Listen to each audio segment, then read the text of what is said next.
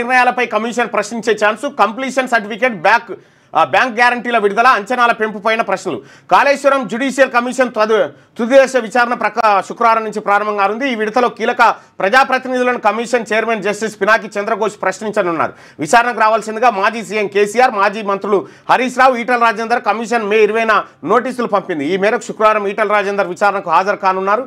ప్రస్తుతం ఈటల రాజేందర్ బీజేపీ ఎంపీగా కొనసాగుతున్నారు. కాళేశ్వరం ప్రాజెక్టు నిర్మాణ సమయంలో అప్పటి సీఎం కేసీఆర్ క్యాబినెట్లో ఈటల రాజేందర్ ఆర్థిక మంత్రిగా బాధ్యతలు నిర్వర్తించారు. ఈ క్రమంలోనే ప్రాజెక్టుకు నిధుల విడుదల, ప్రాజెక్టుకు సంబంధించి మంత్రిమండలి తీసుకున్న ఆర్థిక విధానపరమైన నిర్ణయాలపై ఆయన్ను కమిషన్ ప్రశ్నించనుంది.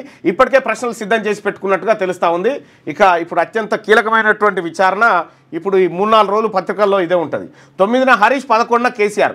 బీఆర్ఎస్ హయాంలో ఇరిగేషన్ మంత్రిగా బాధ్యతలు నిర్వర్తించిన హరీష్ రావును ఈ నెల 9న కాళేశ్వరం జ్యుడిషియల్ కమిషన్ విచారించనుంది.